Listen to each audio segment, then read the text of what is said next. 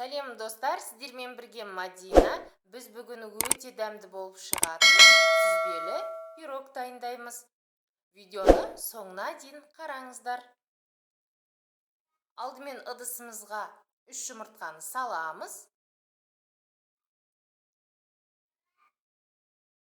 Қант, сұйық май, сүт құйып, миксермен аппақ көпіршік болғанша араластырамыз.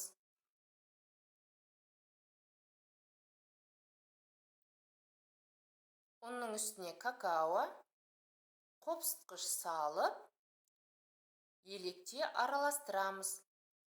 Барлығын електен өткізіп, саламыз. Електен өткізген маңызды, қамырымыз жақсы көтеріледі.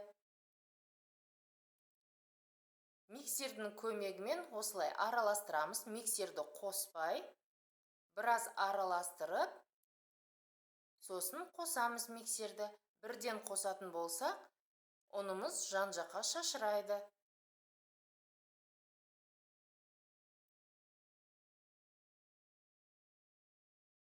Неге бізде осындай масса пайда болды. Менде форма 28 сантиметрлік, 28-дік, 30-дық, 20-да 30-дық пайдалансаңыздар өте әдем болып шығады. Егер сіз 20 сантиметрлік, 22 сантиметрлік формаға пісіретін болсаңыз, ол кезде біраз азайту керек. Әйтпесе сіздің пирогыңыз жақсы шықпай қалуы мүмкін.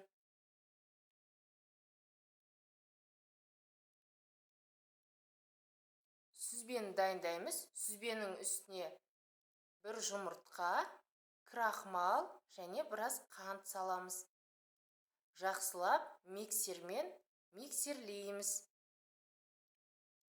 Бізде осындай крем сияқты масса пайда болу керек. Неге біздің массамыз дайын. Кондитерлік қапшыққа саламыз. Егер сізде кондитерлік қапшық болмаса, жай пленкаға салсаңыз болады.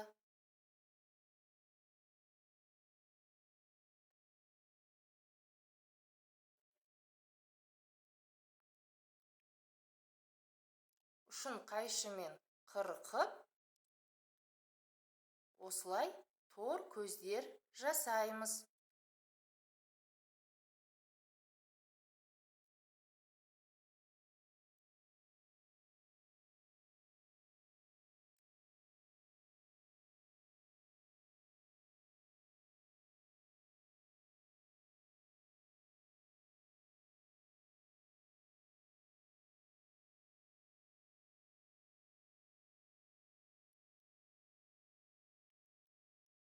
Қызып тұрған 180 градустық пеште 30-35 минут пісіреміз. Толық піскендігін ағаш таяқшамен осылай байқаймыз. Формадан босатып, біраз суытамыз.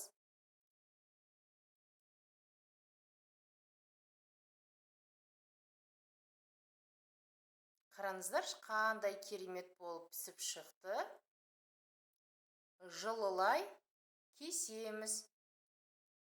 Бұл пирог жылылай жесеңіздер өте дәмді.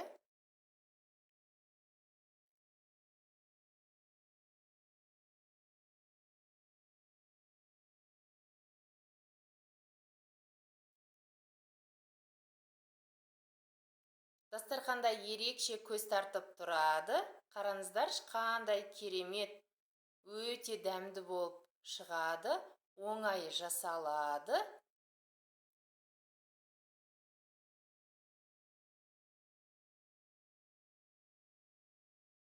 Өте әдемі, жұмсақ,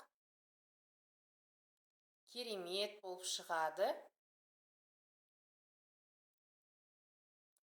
Сіздер де үй жағдайында осылай дайындап көріңіздер.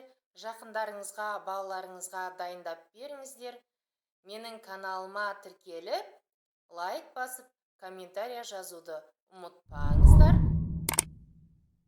Видеоны соңына дейін қарағандарыңызға рахмет.